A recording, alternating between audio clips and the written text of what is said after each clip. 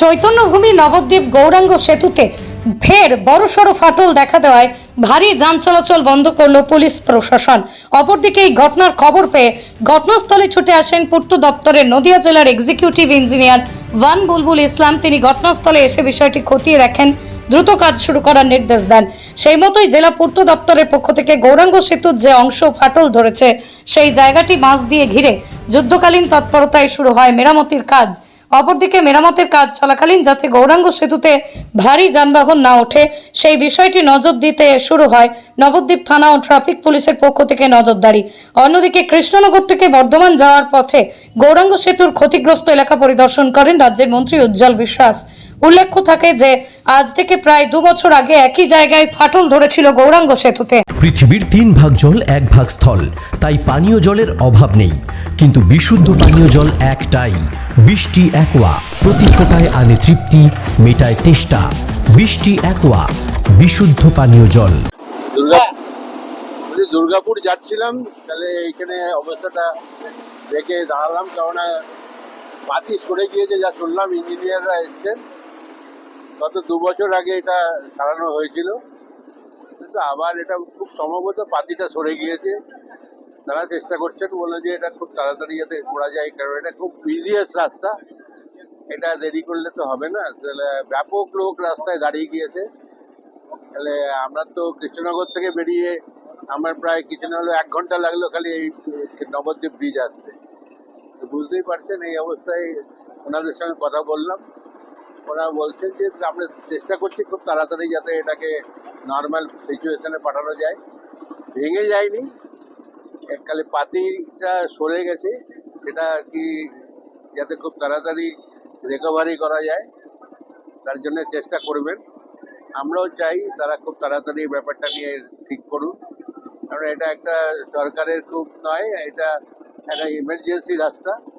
এই ইমার্জেন্সি রাস্তাটা আর এই সময়টা তাহলে পুজোর টাইমটায় মানুষের সব থেকে বেশি বিজিয়েস্ট জায়গা হচ্ছে এইটাই।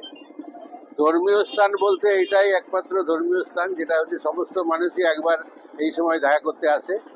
নবদ্বীপ এমন একটা জায়গা, সুতরাং যাই হোক না কেন আমরাও চাই যেন খুব তাড়াতাড়ি এটাকে তাহলে সঠিক পর্যায়ে নিয়ে আসতে পারেন। গ্রাম ইয়ে হচ্ছে দেখছো শুরু হয়েছে। উপর থেকে অল্প একটু সমস্যা মনে হচ্ছে, আমরা ডিটেল ইন্সপেকশন করছি, করে ফাইনাল কি হয়েছে বলতে পারবো। আপাতত এক সাইড দিয়ে অল্প ভারতের গাড়িগুলো চলাচল করছে, আমরা বিকেল নাগাদ ডিটেলসে বলতে পারবো কি হয়েছে।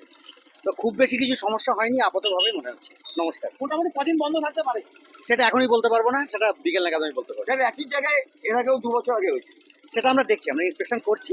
ফার্দার ওই কাজেরই কোনো প্রবলেম হয়েছে নাকি নতুন করে কিছু প্রবলেম হয়েছে কি আদৌ কোনো প্রবলেম হয়নি, সেটা আমরা ইন্সপেকশন করার পরে ডিটেল ইন্সপেকশন করার পরে বলতে পারবো। আমি executive engineer Nadia highway division 1।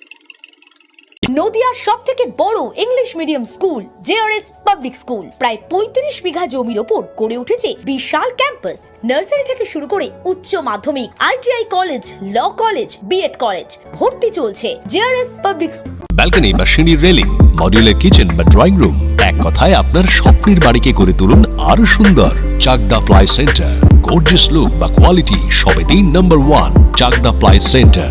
Chakdah ply centre, KBM, Chakdah, Nadia.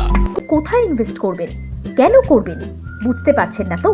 সঠিক গাইডলাইন পেতে আজই আসুন নদিয়ার চাকদাতে নিবেদিতা প্রাইভেট লিমিটেডে। Nivedita private limited, marketing and distribution service.